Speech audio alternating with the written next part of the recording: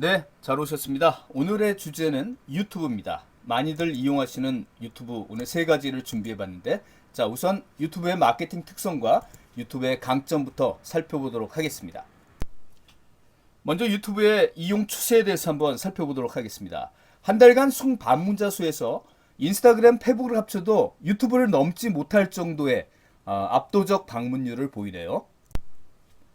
역시 2022년 정보 탐색 용도로 활용하는 검색 엔진 역할에서도 유튜브는 이제 네이버에 근접하고 있죠. 연령대에서도 10대, 20대에서 상대적으로 높은 이용률을 보이고 있고요. 이용 상황을 좀 더 구체적으로 살펴보려면 이용 빈도와 이용 시간에 초점을 맞춰야겠죠. 역시 유튜브는 영상 컨텐츠라서 한번 접속하면 이용 시간이 50분이 넘는 압도적 수치를 보이죠? 네, 네이버의 2배 수준이네요. 최근 들어 SNS 플랫폼 업체들의 알고리즘이나 광고주들이 제일 중요시하는 지표는 구독자 수나 조회수보다 한 번 들어와서 체류하는 시간이라고 얘기들 많이 하네요. 그런 점에서 유튜브의 광고 효과는 매우 크다라고 우리가 생각할 수밖에 없네요. 최근 일주일 이내 광고를 접촉해 봤느냐라는 광고 접촉률에서도 유튜브가 제일 높은 수치를 보이고 있죠. 많은 분들이 유튜브를 페이스북이나 인스타그램 같은 SNS라고 생각하시는데요. 이 이슈를 판단하기 위해서는 역시 SNS의 본질을 알아야겠죠. 여러분이 검색 엔진 네이버에 들어가시면 대체로 제일 먼저 하시는 일이 뭔가요? 네, 그렇죠. 검색창에서 검색하는 일이죠. 페이스북에 들어가면 제일 먼저 뉴스피드에 친구들의 글을 보고 상호 공유와 소통을 하시죠. 그럼 여러분이 유튜브에 들어가면 제일 먼저 제일 많이 하는 일은요? 네, 누군가의 글을 보고 공유하러 들어가기보다 검색이 제일 많지 않나요? 상대적으로? 요새 검색할 땐 네이버보다 유튜브로 들어가는 그런 층들이 확대되고 있죠. 쉽게 얘기해서 인스타와 페이북은 상호작용으로 이용층과 친해지지만 유튜브와 네이버는 상호작용으로 그렇게 친해지진 않는다는 거죠. 엄밀하게 말해 유튜브는 SNS라기보다 검색 엔진이다 라고 봐야 되겠습니다. 그럼 마케팅 차원에서 검색 엔진과 SNS를 이용하는 상황을 한번 비교해 볼까요? 네, 사람들은 어떤 니즈가 생기면 검색을 하죠. 디지털 마케팅이 궁금하면 검색창에 이렇게 치겠죠. 자, 그러면 디지털 마케팅 유튜버로서의 저는 이분들에게 저의 고퀄 영상을 보여줄 수 있겠죠. 이처럼 검색 엔진은 키워드를 통해 잠재 고객을 모아주는 역할을 하죠. 디지털 마케팅이 궁금하거나 관심이 없는 분들에게는 검색 엔진이 그것을 보여줄 방법은 없어요.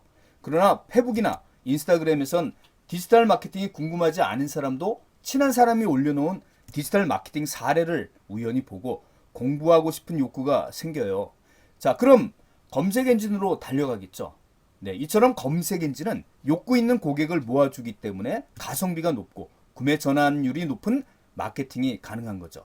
자, 반면 SNS는 구매 욕구가 없는 고객을 대상으로 구매 욕구를 자극하는 힘이 있고 사용자의 경험과 후기를 통해서 고객에 의한 홍보를 만들어내는 바이럴 효과가 상대적으로 크다고 볼 수 있습니다.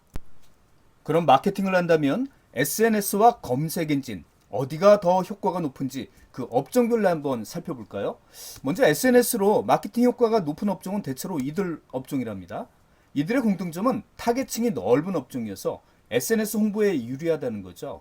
대체로 누구나 즐겨 먹는 그 먹거리 업종이 대체로 SNS 활용함이 좋다는 거네요. 특히 SNS 마케팅이 적합한 제품들은 지금 말씀드린 것처럼 구매 욕구가 일상적으로 나타나거나 그리고 욕구가 없다가도 우연히 보면 구매 욕구가 생기는 그런 제품들인 것 같아요. 아무래도 정보로 자극받기보다는 감정과 공감의 성향들이 짙은 제품이죠. 이를테면 당장 김치가 필요 없는데도 정말 맛있어 보이는 김치 사진과 함께 김치 후기를 본다면 네, 구매하고 싶어진다는 거죠. 하지만 당장 이사 갈 일이 없는데 이삿짐 센터 후기글을 본다면 구매할까요? 아니죠. 이사하는 이사 갈 니즈가 있는 사람이 유입되는 검색 엔진으로 마케팅하는 게 낫다는 거죠. 그럼 검색 엔진으로 마케팅 효과가 높은 업종은 어떤 게 있을까요? 이를테면 이런 업종이라는 거예요. 이들 업종의 공통점은 네, 바로 타겟층이 좁거나 구매 주기가 긴 그런 업종들이죠. 그런데 SNS 검색 엔진 모두 마케팅 효과가 어려운 업종도 있다는 거죠. 온라인 광고 시장에서 경쟁이 치열한 그런 업종이 이제 대표적인데요. 미용실, 화장품, 맛집들이에요. 자, 검색 엔진 결과로 광고가 엄청 올라오는 그런 업종들이네요. 자, 업종은 매우 구체적이고 차별화된 적극적인 온라인 광고가 이들 업종에게 필요하겠죠. 자, 그럼 랜선 수강생분의 첫 질문 받아보겠습니다. 네, 이번 과정 중에 유일한 동물 수강생이네요. 아이상어 댄스 영상 그 조회수가 2020년 11월 기준으로 역대 전 세계 유튜브 조회수 1위를 찍었네요. 아, 축하드립니다. 전 세계 인구수에 근접한 그 조회수 정말 대단하죠? 이제 검색도 유튜브에서 하는 사람들이 많던데요. 검색 엔진뿐만 아니라 검색 결과인 영상 컨텐츠도 함께 보유하고 있는 거의 유일한 SNS죠. 정말 프리미엄 회원들에게만 유료로 돼 있는 유튜브. 정말 앞으로 검색 결과 보려면 돈 내야 되는 거 아닌가 하는 그런 전문가들도 많더라고요. 최근 한 달에 이용한 SNS 또는 평소 가장 많이 이용하는 주 SNS의 두 가지 방법으로 조사한 결과입니다. 소셜미디어 중 압도적 1위인데다가 최근 3년간 계속 증가세를 보이네요. 게다가 코로나19 이후에 그 체류 시간 역시 엄청난 증가세죠. 2020년 9월 한 달간 총 이용 시간이 전년 동기 대비 20%나 성장했답니다. 네이버와 카카오톡이 5% 증가한 거에 비하면 엄청나죠. 네. 요새 SNS 플랫폼이 가장 중요시한다는 지표, 조회수나 구독자 수가 아닌 체류 시간 말입니다. 한편 여성보다는 남성의 그 비율이 좀 높네요. 여성 친화적인 인스타그램과 블로그와는 좀 비교되죠. 네, 연령대별로는 어떨까요? 10대와 20대 Z세대가 압도적으로 많고 그 이후에 이제 연령대가 높아짐에 따라 점차 그 이용률은 낮아지는 그런 추세를 보이네요. 그럼에도 역시 50대를 봐도 35%는 압도적으로 유튜브를 주 이용한다고 응답이 되어 있습니다.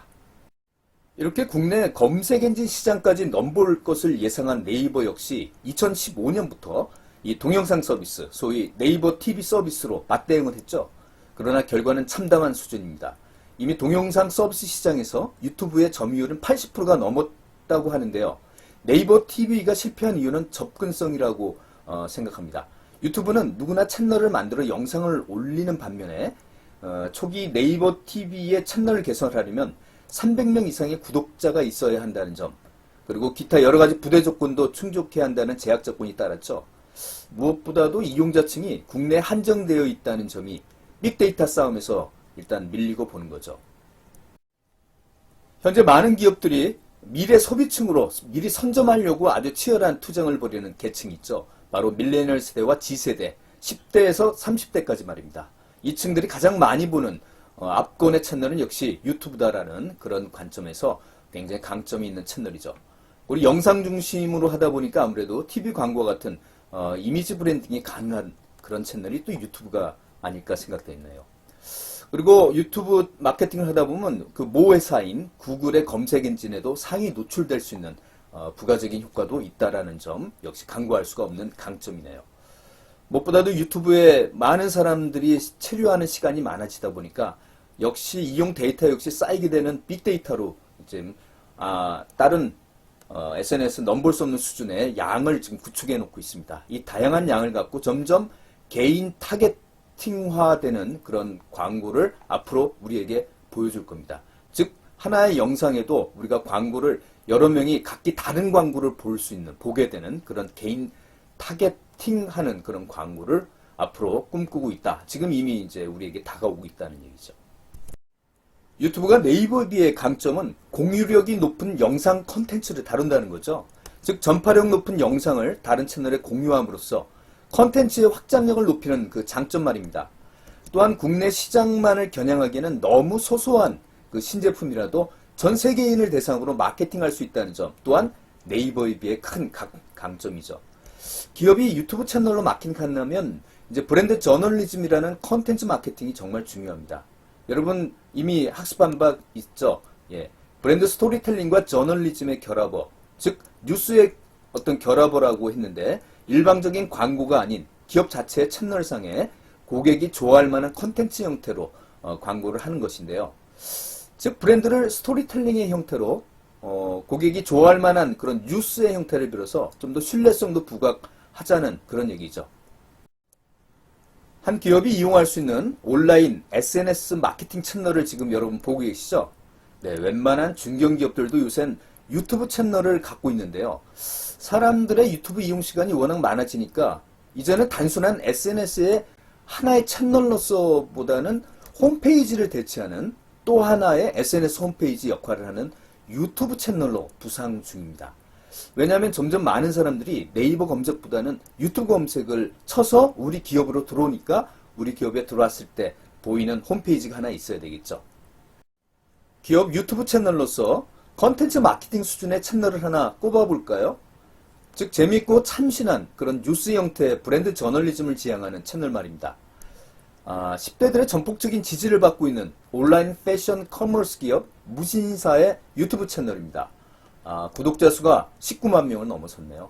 최신 유행하는 패션 트렌드와 소식을 흥미롭게 만들어서 고객과의 관계를 끈끈하게 유지하고자 하는 그런 전형적인 브랜드 채널. 그 냄새가 좀 느껴지시나요? 네.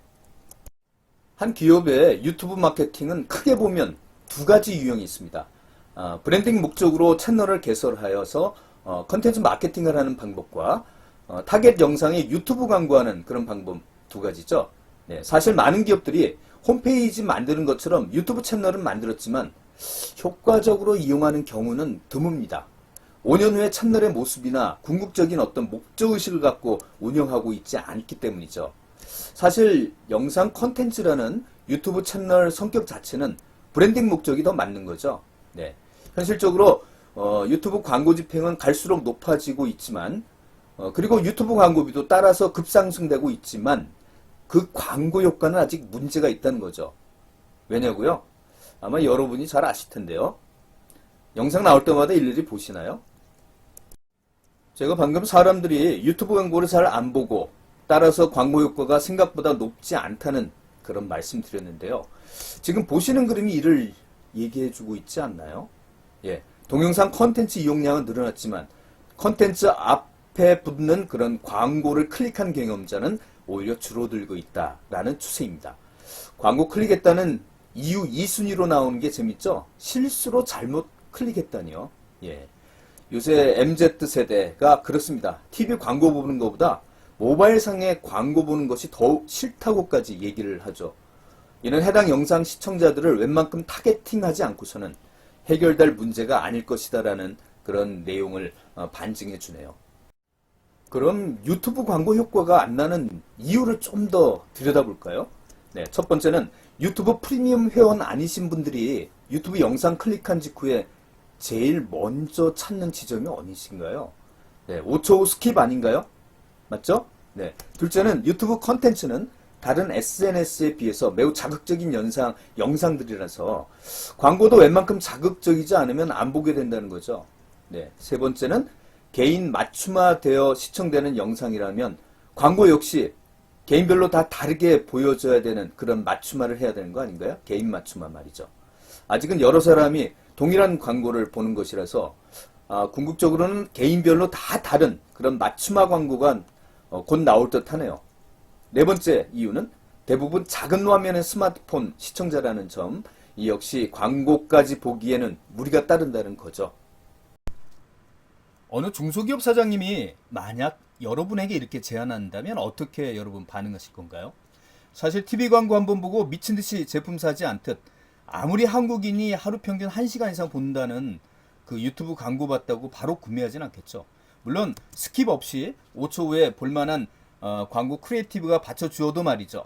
더군다나 실제로 광고 단가 보면 효율성이 있을까라는 생각 들 정도로 요새 너무 많이 올랐다고 하죠. 광고 역할은 구매로의 연결보단 대체로 구매를 촉진시키는 데 그치기 때문에 유튜브를 다른 채널과의 조화와 통합 속에서 접근한다는 게 좀 바람직한 전략이에요. 자, 이런 접근을 보통 통합 마케팅, 즉 IMC라고 마케팅 전문가들은 얘기를 하죠. 즉 다른 채널이 할 수 없는 유튜브만의 차별적인 장점만을 최대한 활용하고 다른 채널과 조화 속에서 전체적인 마케팅을 하자, 그런 내용입니다. 사실 기업이 유튜브 광고 할 때에도 브랜딩 목적과 퍼포먼스 목적이 있을 텐데요. 광고 역시 단기적인 고객의 행동을 유도하는 그런 성격보다는 중장기적으로 목표층의 인식에 브랜드 이미지를 입히는 그런 브랜딩 목표가 더 맞습니다. 특히 사업 초기나 이 채널 개설 초기에는 이 퍼포먼스 욕심을 줄이고 브랜딩을 목표로 해야 합니다. 그런데 유튜브 채널상에서 퍼포먼스를 진행하는 방법도 있습니다. 네, 유튜브에서 브랜딩으로 구독자와 친밀도를 확보한 다음에 이들을 네이버 밴드 같은 이런 커뮤니티로 옮겨오는 거죠. 네, 커머스는 다른 채널에서 하라는 얘기입니다. 유튜브에서 하기보다는. 지금 보시는 현지 수산물 사업자의 유튜브 채널을 보시면 어떤 식으로 사업하는지 대충 감 잡으실 겁니다. 유튜브 채널상에서 재밌고 유익한 수산물 콘텐츠를 오랫동안 올리면서 사람들과 친분을 쌓은 후에 일정 기간 후에는 공동구매로 싸게 파는 이 밴드를 개설한다는 거죠. 여기 지금 보이시나요? 수산물 부탁해 밴드. 요 어떤 폐쇄적인 이 밴드로 사람들을 링크해서 옮겨온 다음에 거기서 커머스라는 욕심을 한번 부려보라는 그런 얘기입니다. 네, 대박 성공을 거둔 그런 사례인데 여러분이 이 링크를 직접 눌러서 가입 멤버를 한번 확인해 보시겠어요? 가입 멤버라면 사실상 잠재 고객 숫자라는 그런 얘기인데 지금 한번 유튜브에서 검색을 하신 다음에 이 화면을 보시고 나서 링크를 한번 직접 눌러서 가입 멤버 숫자가 얼마인지 확인해 보시고 다음 두 번째 편을 한번 시청해 보시겠습니다.